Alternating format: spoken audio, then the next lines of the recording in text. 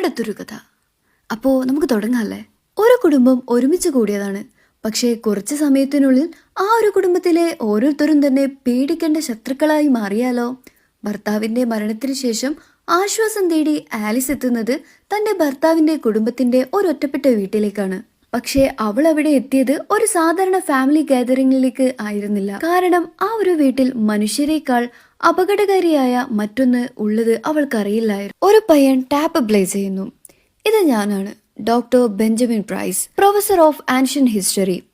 ആ ഒരു ടാപ്പിൽ പണ്ട് കാലത്ത് ഭയപ്പെടുത്തുന്ന കാര്യമാണ് പറയുന്നത്. The book of the death. അത് ഒരു കെട്ടുകഥയല്ല. സർക്കിൾ ഓഫ് വൈസ് മാൻ ആണ് ആ ഒരു ബുക്ക് കണ്ടുപിടിച്ചത്. ഞാൻ കുറെ പ്രാവശ്യം പറഞ്ഞതായിരുന്നു, പക്ഷേ അവൻ അത് പഠിച്ചു. അത് പഠിച്ച് കുറെ ഉച്ചത്തിൽ വായിച്ച നഗരത്തിൽ നിന്ന് പോലും പിശാചുക്കൾ എഴുന്നേറ്റ് വരും. പിന്നെ ദൈവത്തിന് മാത്രമേ രക്ഷിക്കാനാവൂ. ഈ ഒരു പിശാചുക്കളെ എടുത്ത് രക്ഷപ്പെടാൻ എന്തെങ്കിലും ശക്തി ഉണ്ടാവുമെന്ന് ഞങ്ങൾ ഉറച്ചു വിശ്വസിച്ചു. അത് ഞങ്ങൾ കണ്ടുപിടിക്കുകയും ചെയ്തു. അവസാനം ആ ഒരു പിശാചുകളെ മന്ത്രത്താൽ അങ്ങനെ ബന്ധിസ്ഥരാക്കി. ആ ഒരു സമയം ജോന്റെ കയ്യിലുണ്ടായിരുന്ന ആ പെന്ന് താഴെ വീഴുന്നു. താഴെ വീണ പെന്ന് പെറുക്കാൻ വേണ്ടി നോക്കുന്ന സമയം അവിടെ ഉണ്ടായിരുന്ന ഒരു കബോർഡ് അവൻ കണ്ടതും അത് തകർത്ത് അതിൽ എന്താണെന്ന് നോക്കുന്നു. അത് തുറന്നതും ഒരു കണ്ണ് കാണിച്ചും അടുത്ത സീനിൽ രണ്ടുപേര് കൂടി ഒരു ചെറിയ ബോട്ടിലിരുന്ന് മീൻ പിടിക്കുകയാണ് കാണിക്കുന്നത്. അവന്റെ ഫോൺ റിങ് ചെയ്യുന്നുണ്ട്. അവന്റെ ഗേൾഫ്രണ്ട് ആണ് വിളിക്കുന്നത്. നീ കോൾ എടുത്താ ഞാൻ ഇവിടുന്ന് ഇപ്പൊ പോവും, പിന്നെ മീൻ പിടിക്കാൻ പോലും കഴിയില്ല, നീ അതുകൊണ്ട് ഫോൺ എടുക്കണ്ട എന്ന് അവന്റെ ഫ്രണ്ട് അത്രമേൽ അവനോട് പറയുന്നു. ചിലപ്പോഴെന്തെങ്കിലും എമർജൻസി ആണെങ്കിലോ? ആയിരിക്കില്ല. പിന്നെയും കോൾ വന്നുകൊണ്ട് ഇരിക്കുന്നതും അവൻ കോൾ എടുത്ത് കാട്ടിനുള്ളിലേക്ക് സംസാരിച്ചുകൊണ്ട് പോകുന്നു. ഇവനാണെങ്കിൽ മീൻ പിടിക്കാനും തുടങ്ങി. എന്തോ ഒരു വലിയ സാധനം വലയിൽ കുടുങ്ങി. അത് വലിച്ച് മുകളിലേക്ക് ആക്കിയതും അവൻ ഒന്നും മിണ്ടാതെ ഷോക്കായി അങ്ങനെ തന്നെ അതിനെ നോക്കി നിൽക്കുന്നു. തിരിഞ്ഞു നോക്കുമ്പോൾ അത് തല മാത്രമേ ഉള്ളൂ. അതൊരു പെൺകുട്ടിയുടെ ആയിരുന്നു. അവൻ അവന്റെ ഫ്രണ്ടിനെ ഒച്ച വെച്ച് വിളിക്കാൻ ശ്രമിച്ചെങ്കിലും പക്ഷേ ആരത് കേൾക്കുന്നില്ല. അവിടെ ഉണ്ടായിരുന്ന നങ്കൂരങ്ങളൊക്കെ അവന്റെ മുഖത്ത് വന്ന് തറച്ച് അവനെ ആ ഒരു പുഴയിലേക്ക് വലിച്ചിഴച്ച് കൊണ്ടുപോകുന്നുണ്ട്. ഈ ഒരു സമയം അവന്റെ ഫ്രണ്ട് അങ്ങോട്ട് വന്നതും ഇവനെ കാണുന്നില്ല. ലിയോ ആകട്ടെ ഇവൻ വെള്ളത്തിൽ ശ്വാസം കിട്ടാതെ നിൽക്കുന്നതാണ് കാണുന്നത്. അപ്പത്തന്നെ ലിയോ ബോട്ട് എടുത്തു പോയി അവന്റെ അടുത്ത് പോയതും അവനെ രക്ഷിക്കാൻ ശ്രമിക്കുന്നു. അവനെ വെള്ളത്തിൽ നിന്ന് ബോട്ടിലേക്ക് എങ്ങനെയൊക്കെ കയറ്റുന്നു. പക്ഷേ അവന്റെ ബോഡിയുടെ പകുതി പാർട്ട് മാത്രമേ ഉണ്ടായിരുന്നു. ഇത് കണ്ട് എന്ത് ചെയ്യണമെന്നറിയാതെ നിൽക്കുന്ന സമയം ആ ഒരു പുഴയിൽ ആ ഒരു പെൺകുട്ടി എത്തി നോക്കി ആ വെള്ളത്തിനടിയിലേക്ക് തന്നെ പോകുന്നത് അവൻ കണ്ടു. എങ്ങനെയെങ്കിലും കരയിലേക്ക് എത്താമെന്ന് പറഞ്ഞ് ബോട്ട് സ്റ്റാർട്ട് ചെയ്തതും ഒരു കൈ വന്ന് ആ ഒരു ബോട്ട് ആ വെള്ളത്തിലേക്ക് മറിച്ചിരുന്നു. അവനാണെങ്കിൽ നീന്തി കരയിലേക്ക് എത്താൻ ശ്രമിക്കുമ്പോൾ ആ ഒരു പെൺകുട്ടി ആ പാലത്തിൽ നിന്ന് അവനെ തന്നെ നോക്കുന്നു. പെട്ടെന്ന് ആ ഒരു വെള്ളം ചൂട് കയറി അവിടെ ഉണ്ടായിരുന്ന മീനും അവനും വെന്തുരുകുന്നു. എങ്ങനെയൊക്കെ അവൻ കരയിലേക്ക് അടുത്ത് കയറിയതും അവന്റെ ബോഡി മൊത്തം വെന്തു പോയിരുന്നു. അപ്പൊ തന്നെ ആ ഒരു പിശാചു വന്ന് ഇവന്റെ കൈയും ചവിട്ടി ആ കാട്ടിനുള്ളിൽ നിന്ന് നേരെ റോട്ടിലേക്ക് ഇറങ്ങുന്നു. റോട്ടിലിറങ്ങി നാട്ടു റോട്ടിൽ നിന്നതും ഒരു സ്പീഡ് കൂട്ടി ഒരു കാറ് വന്നതും അതിന്റെ നടുക്ക് നിന്ന് ആ ഒരു കാറ് ഇടിച്ചു വരുത്തി പോകുന്നു. ജോന്റെ ബർത്ത്ഡേ ആഘോഷിക്കാൻ എല്ലാവരും അവിടെയുണ്ട്. എഴുത്തുകാരനായ അനിയന് വില്ല് ഒരു ബർത്ത്ഡേ ഗിഫ്റ്റായി അത്രയ്ക്ക് വാല്യൂ ഉള്ള ഒരു പെന്നാണ് കൊടുക്കുന്നത്. വില്ല് ആ ഒരു സമയം തന്നെ പറയുന്നുണ്ട്, എന്റെ ഭാര്യക്ക് ക്യാമറ വാങ്ങിക്കൊടുത്ത് ഇതുവരെയായി അവൾ ഒരു നല്ല ഫോട്ടോ പോലും എടുത്തിട്ടില്ല. ആ സമയം തന്നെ ആലിസ് ആകട്ടെ ഇനിയൊരു ഗിഫ്റ്റും കൂടിയുണ്ട്, അതൊരു ചെറിയ ഗിഫ്റ്റാ എന്ന് പറഞ്ഞ് ജോന്റെയും അവളുടെ ഗേൾഫ്രണ്ടിന്റെയും ഒന്നിച്ചുള്ള ഫോട്ടോ ആലിസ് എടുത്തു കൊടുത്തത് അവർക്ക് കൊടുക്കുന്നു. ഈ ഒരു കാര്യം നീ എന്നോട് പറഞ്ഞില്ലല്ലോ, നിന്റെ പെന്ന് പോലെ ഇത് അത്ര വലിയ വാല്യൂ ഉള്ള ഗിഫ്റ്റ് അല്ല എന്ന് എനിക്ക് തോന്നി, അതുകൊണ്ട് ഞാൻ പറഞ്ഞില്ല എന്ന് ആലിസ് വില്ലിനോട് പറയുന്നു. ഇതുകൊണ്ട് വില്ലിന് ചെറിയൊരു പരിഭവമൊക്കെ ഉണ്ട് അവളോട്. അവള് കുടിക്കാൻ പോകുന്ന സമയം ഇപ്പോൾ തന്നെ ബോട്ടില് 3 ഇനിയും നിനക്ക് കുടിക്കണമെന്നാണോ വിചാരം? ഇന്ന് ജോന്റെ ബർത്ത്ഡേ അല്ലേ, അതുകൊണ്ട് മാത്രം എന്ന് പറഞ്ഞ് അവള് പോകുന്നു. ഞാൻ സിഗരറ്റ് വലിച്ചു വരാം എന്ന് പറഞ്ഞ് അവള് പോയതും അവിടെ നിന്ന് അവളുടെ ഒന്നിച്ച് സിഗരറ്റ് വലിക്കാൻ വന്ന പയ്യനെയും അവളെയും എന്തൊക്കെ പറഞ്ഞ് അവര് രണ്ടുപേരും അവിടുന്ന് വഴക്കിട്ട് അവര് രണ്ടുപേരും 2 വഴിക്ക് പോകുന്നു. ഇവനാണെങ്കിൽ ദേഷ്യത്തിൽ കാറ് സ്റ്റാർട്ട് ചെയ്ത് പോകുന്ന വഴിക്കാണ് ഈ ഒരു പിശാച് ഇവന്റെ ഫ്രണ്ടിൽ പെട്ടത്. കാറിടിച്ച് മുന്നോട്ട് പോയപ്പോ വില്ലാണെങ്കിൽ കണ്ണു തുറന്നു നോക്കുമ്പോ ആ ഒരു കാറിൽ മറ്റൊരു സ്ത്രീയും ഉണ്ടായിരുന്നു. അവൻ ആ സ്ത്രീയോട് പറയുന്നു, മൂവ് ചെയ്യല്ലേ പ്ലീസ് എന്ന് പറയുന്നതും ആ ഒരു സമയം തന്നെ ഫോണ് അവന്റെ കയ്യിൽ നിന്ന് ദൂരേക്ക് തെറിക്കുന്നു. അത് സ്ത്രീയല്ല, എവിലാണെന്ന് അവന് മനസ്സിലാവുന്നു. ആ ഒരു എവിലാണെങ്കിൽ ഒരു കാര്യം മാത്രം അവനോട് പറയുന്നു, നമുക്ക് നിന്നെ കിട്ടി, ഇനി നിന്റെ ഫാമിലിയും എന്ന് പറഞ്ഞ് ആ ഒരു വണ്ടി ആ ഒരു എവിൽ കത്തിക്കുന്നുണ്ട് എന്തൊക്കെയോ പറഞ്ഞ്.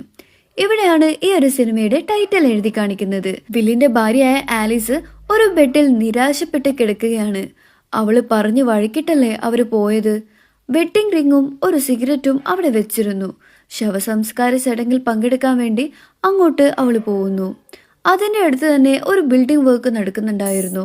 അവിടെ സംസ്കാരത്തിന്റെ സ്പീച്ചൊക്കെ നടക്കുമ്പോൾ ആ ഒരു സൗണ്ട് വളരെയധികം ഇറിറ്റേഷൻ ആയിരുന്നു അവർക്ക്. സ്പീച്ചൊക്കെ കഴിഞ്ഞ് അവന്റെ ശവം സംസ്കരിക്കാൻ വേണ്ടി കൊണ്ടുപോകുന്നതും അവരുടെ മകനെ കാണാൻ വേണ്ടി അവന്റെ അച്ഛൻ അങ്ങോട്ട് പോകുന്നു. അവിടെ നിന്ന് വിതുമ്പി കരയുന്നതും മകന്റെ ശബ്ദം കേട്ട് ആ ഒരു ശവപ്പെട്ടി പൊളിച്ച് തകർക്കാൻ വേണ്ടി ശ്രമിക്കുന്നതും അവന്റെ അച്ഛന്റെ കൈ അവൻ തൊട്ടതും അയാൾക്ക് തന്നെ പൊള്ളിപ്പോയി. അവിടെ ശവം കത്തിക്കാൻ വന്ന അയാളെ ഒരു കാരുണ്യമില്ലാതെ വില്ലിന്റെ അകത്തുള്ള ആ പിശാച് കൊല്ലുന്നുണ്ട്. ഇതൊക്കെ കണ്ട് വില്ലിന്റെ അച്ഛൻ ആരോടും ഒന്നും പറയാതെ വണ്ടിയെടുത്ത് നേരെ വീട്ടിലേക്ക് പോകുന്നു. ആലീസും അവരുടെ ഒന്നിച്ച് വില്ലിന്റെ വീട്ടിലേക്ക് പോകുന്നു. അവിടെ പോയി അവരുടെ വെഡിങ് ഫോട്ടോ ഒക്കെ എടുത്ത് നോക്കുന്നു. സൂസൻ ആണെങ്കിൽ ആലീസ് ഇങ്ങോട്ട് വന്നത് ഒട്ടും ഇഷ്ടപ്പെട്ടിട്ടില്ല. ആലീസ് അത് ജോനോട് ചോദിക്കുന്നുണ്ട്, നീ എന്തിനാ അവളെ ഇങ്ങോട്ട് കൂട്ടിക്കൊണ്ട് വന്നത്? ഈ ഒരു മുത്തച്ഛന്റെ മുറി നിനക്ക് തന്നിട്ട് തന്നെ എനിക്ക് പണിയായി എന്ന് തോന്നുന്ന മട്ടിൽ സംസാരിക്കുന്നു. നോക്കുമ്പോൾ അവരുടെ അച്ഛന്റെ സാധനങ്ങളൊക്കെ അവരുടെ മകൻ എടുത്ത് വെച്ചിരിക്കുന്നത് അവർ കാണുന്നു. ഇതൊക്കെ നീ എന്തിനാണ് എടുത്തത്? എനിക്ക് അയാളെ തീരെ ഇഷ്ടമല്ല. അവരുടെ സാധനങ്ങളൊക്കെ നീ ഇന്ന് തന്നെ കത്തിച്ച് കളഞ്ഞേക്കണം എന്ന് പറയുന്നുണ്ട്. പ്രിൻസ് പാരീസ് അവരുടെ അച്ഛനാണ്. അച്ഛൻ പണ്ടെപ്പോഴോ നല്ല കാര്യങ്ങൾക്ക് വേണ്ടി വീട്ടുകാരെ ഉപേക്ഷിച്ചു പോയതാണ്. പിന്നെ ഇങ്ങോട്ട് തിരിച്ചു വന്നിട്ടില്ല. അവരുടെ വീട്ടിലാണ് ഇവരിപ്പോ താമസിക്കുന്നത്. മമ്മ പറഞ്ഞത് കേട്ട് ആ സാധനങ്ങളൊക്കെ പെറുക്കിയെടുത്ത് അവനത് കത്തിക്കാൻ കളയാൻ വേണ്ടി ഷെഡ് റൂമിൽ കൊണ്ടുപോയി വെക്കുന്നുണ്ട്. സ്റ്റോക്ക് റൂമിൽ കൊണ്ടുപോയി വെച്ച് പിന്നെ കളയാമെന്ന് അവൻ വിചാരിക്കുന്നു. അങ്ങോട്ട് പോയതും അവന്റെ അച്ഛൻ അവിടെ ഒരു മിഷൻ സ്റ്റാർട്ട് ചെയ്യാൻ വേണ്ടി പിന്നെയും ശ്രമിക്കുന്നു. അത് വേറെ ആരോടെങ്കിലും സ്റ്റാർട്ട് ചെയ്യാൻ പറയാം എന്നവൻ പറഞ്ഞതും നീ എവിടുന്ന് വേഗം പുറത്തോട്ട് പോ എന്ന് പറഞ്ഞ് അവനോട് ദേഷ്യം വിട്ട് അവന്റെ അച്ഛൻ അണ്ടർഗ്രൗണ്ടിലേക്ക് പോകുന്നുണ്ട്. അവിടെ പോയതും അവിടെ ഒരു എലി ചത്ത് കിടക്കുന്നത് കണ്ടതും അതിനെ ക്ലീൻ ചെയ്യാൻ വേണ്ടി പോകുമ്പോൾ അവിടെ നിന്ന് അവന്റെ മകൻ, അതായത് മരിച്ചുപോയ വില്ല്, ഹെൽപ്പ് മീ പപ്പ എന്ന് പറയുന്നത് കേട്ടതും അങ്ങോട്ട് പോകുന്നു. ആരോ ചെവിയിൽ വന്ന് സൂയിസൈഡ് ചെയ്യാൻ വേണ്ടി പ്രേരിപ്പിക്കുന്നത് പോലെ അദ്ദേഹത്തിന് തോന്നുന്നു. ഓപ്പോസിറ്റ് എന്തോ ശബ്ദം കേട്ട് അവരുടെ മരുമകളായ ആലീസ് അങ്ങോട്ട് വന്ന് ഡോർ ഓപ്പൺ ചെയ്തതും പപ്പയാണെങ്കിൽ കത്തിയും കയ്യിൽ പിടിച്ച് നിൽക്കുന്നതാണ് കാണുന്നത്. എങ്ങനെയൊക്കെയോ അതിൽ നിന്ന് രക്ഷപ്പെടുത്തി ആലീസിനോട് പപ്പ പറയുന്നുണ്ട്, നീ ഈ കാര്യം മമ്മയോട് പറയാൻ നിൽക്കണ്ട, ഞാൻ ഇത് ആരോടും പറയില്ല എന്ന് പറയുന്നു. മരുമകളായ ആലീസ് അവിടെ നിന്ന് നേരെ കിച്ചണിലേക്ക് പോയി ഡൈനിങ് ടേബിൾ ഒരുക്കാൻ വേണ്ടി നിൽക്കുന്നു. അത് കഴിഞ്ഞ് അവർ ഫുഡ് കഴിക്കാൻ ടേബിളിൽ ഇരിക്കുന്ന സമയം അവരുടെ മാരേജിന്റെ വീഡിയോ അവരെല്ലാവരും ഒന്നിച്ചിരുന്ന് കാണുന്നു. അവർക്ക് കൂടുതൽ വിഷമമാവുന്നുണ്ട്. വില്ലിന്റെ കസേരയിൽ ഇരിക്കാൻ ശ്രമിക്കുമ്പോൾ അവന്റെ അച്ഛൻ പറയുന്നുണ്ട്, നീ എവിടെ ഇരിക്കണ്ട, ഇത് വില്ലിന്റെ ചെയറാണ്. അങ്ങനെ അവൻ അവിടുന്ന് മാറിയിരിക്കുന്നു. വില്ലിന്റെ അമ്മയായ സൂസൻ ആലീസിനോട് പറയുന്നുണ്ട്, നീ ഇനി ആ ഒരു റെസ്റ്റോറന്റ് നോക്കി നടത്തണം. ആലീസ് ആവട്ടെ, കുറച്ചുനാൾ ഞാൻ പാരീസിൽ പോയി അച്ഛൻ്റെ ഒപ്പം കഴിയാനാണ് എനിക്ക് ആഗ്രഹം എന്ന് അവൾ പറഞ്ഞതും വില്ലിന്റെ അമ്മയാകട്ടെ, ആ ഒരു റെസ്റ്റോറന്റ് വില്ലിന്റെ സ്വപ്നമായിരുന്നു, അത് നിന്നെക്കാളും എനിക്കറിയാം എന്ന് പറഞ്ഞതും ഒന്നും രണ്ടും പറഞ്ഞ് അവിടെ വഴക്കാവാൻ തുടങ്ങി. ആലിസ് ആവട്ടെ, ഈ ഒരു കാര്യം മറ്റൊരു ദിവസം നമുക്ക് ചർച്ച ചെയ്യാം എന്ന് പറയുന്നതും ആ സമയം പപ്പയാകട്ടെ, നിനക്ക് നിന്റെ ഭർത്താവ് മരിച്ച് ഒരു കരച്ചിലോ സങ്കടം പോലുമില്ല, നിന്റെ ഭർത്താവ് നിന്റെ വെഡിങ് റിങ് എവിടെ പോയി എന്ന് ചോദിച്ചതും അവളുടെ കയ്യിൽ വെഡിങ് റിങ് ഇല്ല, നീ അതും വിറ്റ് കാണും എന്ന് പറഞ്ഞ് അവരങ്ങോട്ടും ഇങ്ങോട്ടും വഴക്കാവുന്നു. ഈ ഒരു സങ്കടവും ദേഷ്യവും താങ്ങ വയ്യാതെ അവൾക്ക് ബില്ല് അവളുടെ ജീവിതത്തിൽ നടത്തിയ കാര്യങ്ങളൊക്കെ ഓർമ്മ വരുന്നു. അതൊരു ട്രോമയായിരുന്നു. അവളെ ബില്ല് ഫിസിക്കലായി ഉപദ്രവിക്കുമായിരുന്നു. ഫുഡ് കഴിക്കുന്ന സമയം അവരുടെ മമ്മ ഇതൊക്കെ ബില്ല് സ്വർഗത്തിലിരുന്ന് കാണുന്നുണ്ടാവും എന്ന് പറഞ്ഞതും അവന്റെ പപ്പ സ്വർഗത്തിലോ അവൻ നരകത്തിലാണ് എന്ന് പറഞ്ഞ് അവരുടെ പെറ്റായ ഡോഗിനെ അയാൾ കൊല്ലുന്നു. അപസ്മാരം മറ്റോ വന്നതാണെന്ന് പറഞ്ഞ് പെട്ടെന്ന് ജോയും ദിയയും കൂടി ദിയ ജോയിൻ്റെ ഗേൾ ഫ്രണ്ടാണ് കേട്ടോ. അവർ രണ്ടുപേരും കൂടി ഹോസ്പിറ്റലിലേക്ക് കൊണ്ടുപോകുന്നുണ്ട്. പോകുന്ന വഴിക്ക് ശ്വാസമില്ല എന്ന് പറഞ്ഞ് ചെക്ക് ചെയ്യുമ്പോൾ പിശാച് കൂടിയതുപോലെ എന്തൊക്കെയോ ചെയ്യാൻ തുടങ്ങി. ദിയെ കൊല്ലാൻ ശ്രമിക്കുന്നുണ്ട്, അതേപോലെ ജോയെയും. അങ്ങനെ അവസാനം അവൻ്റെ കയ്യിലുണ്ടായിരുന്ന കത്രിക കൊണ്ട് അവരെ രണ്ടുപേരെയും കുത്തി കൊലപ്പെടുത്താൻ വേണ്ടി ശ്രമിക്കുന്നു. അപ്പോൾ തന്നെ വണ്ടിയിൽ സേഫ്റ്റിക്ക് വെച്ച തോക്കെടുത്ത് അവൻ്റെ അച്ഛനെ കൊല്ലാൻ വേണ്ടി ജോ തീരുമാനിക്കുന്നു. അച്ഛനെ നോക്കിയതും എങ്ങനെയാ അച്ഛനെ കൊല്ലുന്നത് എന്ന് പറഞ്ഞ് അതവന് കഴിയാതെ അവൻ ആ വണ്ടിയിൽ നിന്നിറങ്ങി ഓടുന്നു. ആ ഒരു സമയം ദിയെ കൊന്നിരുന്നു. അവൻ നേരെ വീട്ടിലേക്ക് ഓടുന്നു. അടുത്ത സീനിൽ കാണിക്കുന്നത് ആലിസ് മാക്സ് ആയ ആ ഡോഗിനെ, അച്ഛൻ കൊലപ്പെടുത്തിയ ആ ഒരു ഡോഗിനെ കുഴിച്ചുമൂടി അതിൻ്റെ അടുത്ത് നിൽക്കുന്നതാണ്. അവൾ നേരെ പോകുന്നത് ആ സ്റ്റോക്ക് റൂമിലേക്കാണ്. സ്റ്റോക്ക് റൂമിലാകട്ടെ ബെഞ്ചമിൻ ഫാരിസ്, അതായത് ജോന്റെ മുത്തച്ഛൻ്റെ ആ കളയാൻ വെച്ച സാധനങ്ങളൊക്കെ താഴെ വീഴുന്നു. അതിൽ നിന്ന് കിട്ടുന്ന ആ ബുക്കെടുത്ത് അവൾ വായിക്കുന്നു. അതിലെ വാചകങ്ങളൊക്കെ അവൾ ഒച്ചത്തിൽ വായിച്ചതും മരിച്ചുപോയ മാക്സ്, ആ ഒരു ഡോഗ്, അവളെടുത്തേക്ക് ചാടിക്കേറി ഉപദ്രവിക്കാൻ ശ്രമിക്കുന്നു. എങ്ങനെയെങ്കിലും അവിടുന്ന് നേരെ ഓടിച്ചെന്ന് വീടിനകത്ത് കയറിയതും അങ്ങോട്ട് ജോ ഓടി വീടിനകത്ത് കയറുന്നു. സംഭവങ്ങളൊക്കെ പറയാൻ നിൽക്കുന്നതും ആ ഒരു സമയം തന്നെ വീടിന്റെ വാതിൽ പുറത്തുനിന്ന് ആരോ മുട്ടുന്നു. ഞാൻ ദിയാണ്, ഡോറൊന്ന് തുറക്കാവോ എന്ന് പറഞ്ഞതും ഡോറ് തുറന്നതും ചോര ഒറ്റിട്ട് വീണ് അവള് അകത്തോട്ട് വരുന്നു. അവളുടെ തലയിലാണെങ്കിൽ സീറ്റിന്റെ പകുതിയും അവളുടെ വായിൽ കൂടി തുളച്ചു കയറിയിരുന്നു. ഇവരെ ഉപദ്രവിക്കാൻ ആ ഒരു പിശാശ് തുടങ്ങി. ദിയയുടെ ഉള്ളിൽ ആ ഒരു പിശാശായിരുന്നു. അത് ദിയ ആയിരുന്നില്ല, ആ പിശാശായിരുന്നു. അവള് എല്ലാവരെയും ഉപദ്രവിക്കാൻ ശ്രമിക്കുന്ന സമയം സ്റ്റെപ്പിൽ നിന്ന് താഴേക്ക് ജോ തന്നെ അവളെ തള്ളിയിടുന്നു. ഈ ഒരു സമയം ജോയോട് അവൾ പറയുന്നുണ്ട്, ജോ എനിക്ക് വേദനിക്കുന്നു.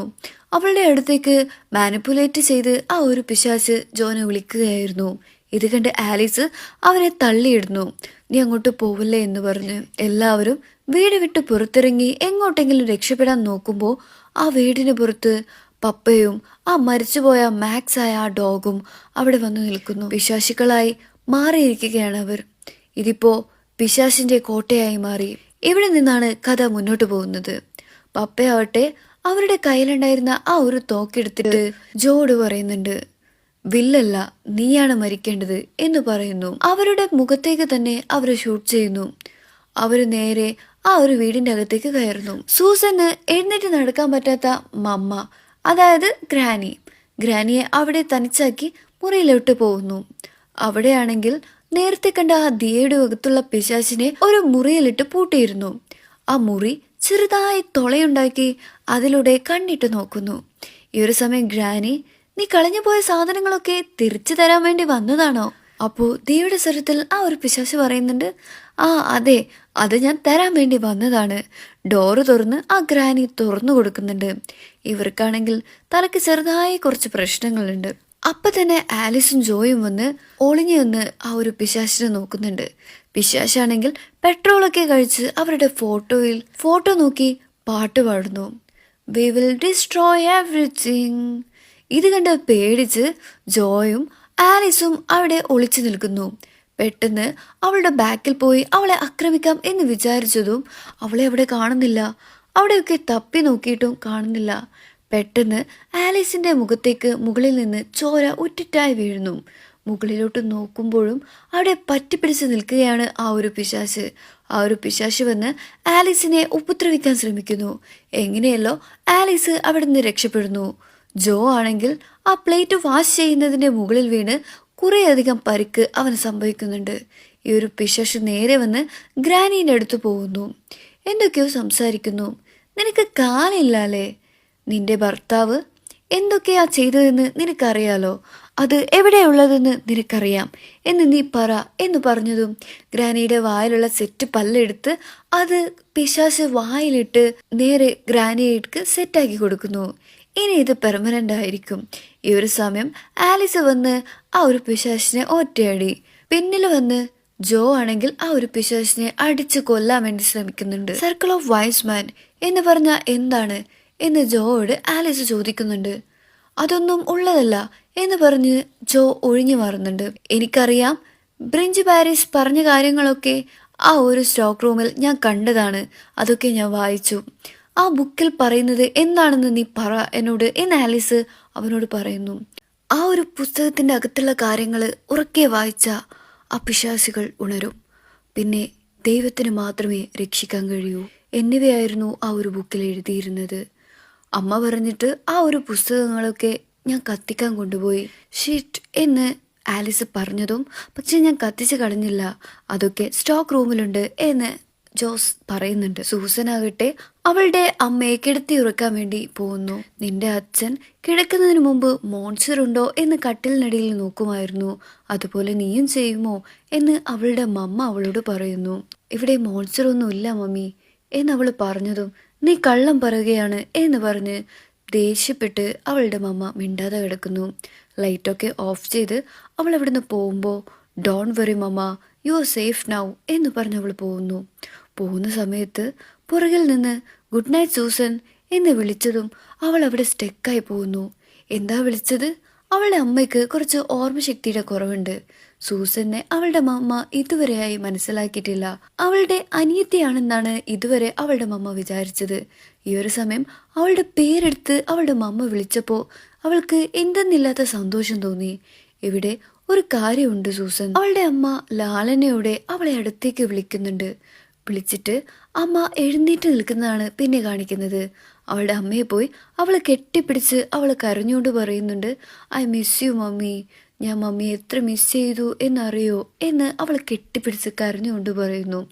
എൻ്റെ മോള് എൻ്റെ അടുത്ത് വാ എന്ന് പറഞ്ഞ് പിന്നെയും ലാളിക്കുന്നുണ്ട്.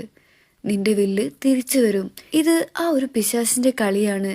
അവർക്ക് വേണ്ടത് കിട്ടിയ എല്ലാം പഴയതുപോലെ ആവും.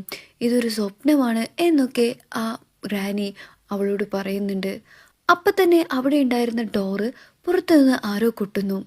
അവളാണെങ്കിൽ വേഗം പോയി ആ ഒരു ഡോറ് നോക്കുമ്പോൾ അവളോട് അവളുടെ ഭർത്താവ് ഐ മിസ് യു എസ് എന്ന് പറഞ്ഞതും അവൾ ആ ജനാലിൻ്റെ ഡോറ് മെല്ലെ തുറക്കുന്നു. അവൻ വന്ന് അവളെ കിസ് ചെയ്യുന്നു. കിസ് ചെയ്ത് അവസാനം അവൾ പറയുന്നുണ്ട്, ഇതുവരെയായി നിങ്ങൾ എന്നെ ഇങ്ങനെ കിസ് ചെയ്തിട്ടേ ഇല്ല. അവൾ നേരെ പോയി താഴെ ജോനോട് സംസാരിക്കുന്നുണ്ട്. അവര് നമ്മളെ ഉപദ്രവിക്കില്ല, അവര് നല്ലവരാണ്. പക്ഷേ എൻ്റെ അച്ഛൻ കണ്ടുപിടിച്ച ഒരു സാധനം അവർക്ക് വേണം. അത് കിട്ടിയാൽ നമ്മൾ പഴയ രീതിയിൽ സന്തോഷത്തോടെ ജീവിക്കാം എന്ന് അവരെനിക്ക് വാക്ക് തന്നു. അവരൊന്നും ദുഷ്ടന്മാരല്ല എന്ന് ജോനോട് പറയുന്നുണ്ട്. അവർക്ക് എന്താ വേണ്ടത്? ജോ അവൻ്റെ മമ്മിയോട് ചോദിക്കുന്നു. ആ ആയുധം, അതാണ് വേണ്ടത്. അതൊക്കെ ഞാൻ കളഞ്ഞതല്ലേ മമ്മ? എന്നോട് മമ്മ അല്ലേ പറഞ്ഞത് അതൊക്കെ കളയാൻ വേണ്ടി?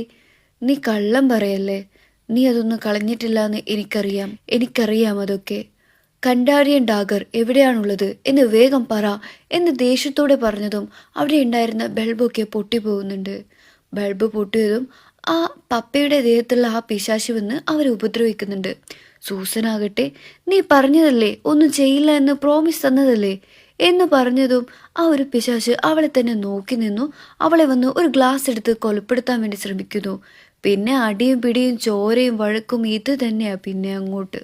ഇതൊക്കെ കാണാൻ വയ്യാതെ ആലിസ് അവിടുന്ന് രക്ഷപ്പെട്ട് ഒരു മുറിയുടെ അകത്ത് പോയി വായ പൊത്തി അവള് ശബ്ദം കേൾക്കാത്ത പോലെ കരയുന്നു. അവളുടെ ചെവിയിലേക്ക് ഗ്രാനി വന്ന് ഒരു പെന്നെടുത്ത് അമർത്തി കുത്തി.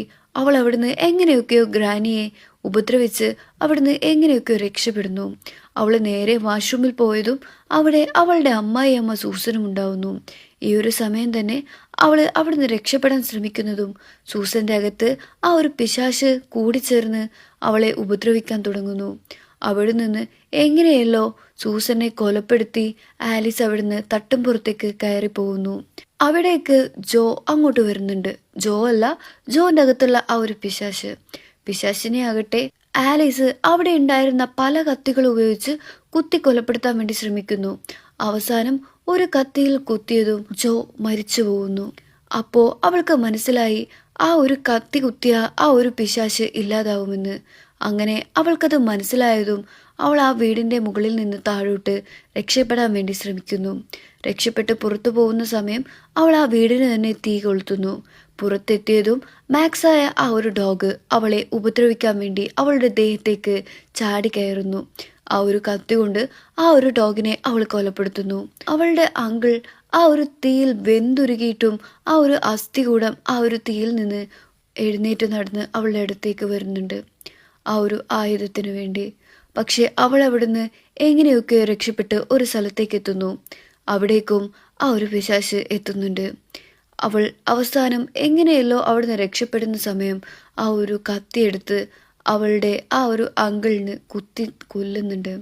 ഈ ഒരു സമയം അവളുടെ ഭർത്താവിനെ തന്നെ അവൾ കാണുന്നു. അവൾക്ക് കൂടുതലും സങ്കടം തോന്നുന്നു. പക്ഷേ അവളുടെ ജീവൻ തന്നെ രക്ഷിക്കാൻ അവൾക്ക് വേറെ മാർഗമില്ലായിരുന്നു. ആ ഒരു പിശാചിൻ്റെ കണ്ണൊക്കെ ചൂഴ്ന്നെടുത്ത് അവിടെ നിന്ന് അവൾ നേരെ റോട്ടിൻ്റെ അരികിലേക്ക് നടക്കുന്നു.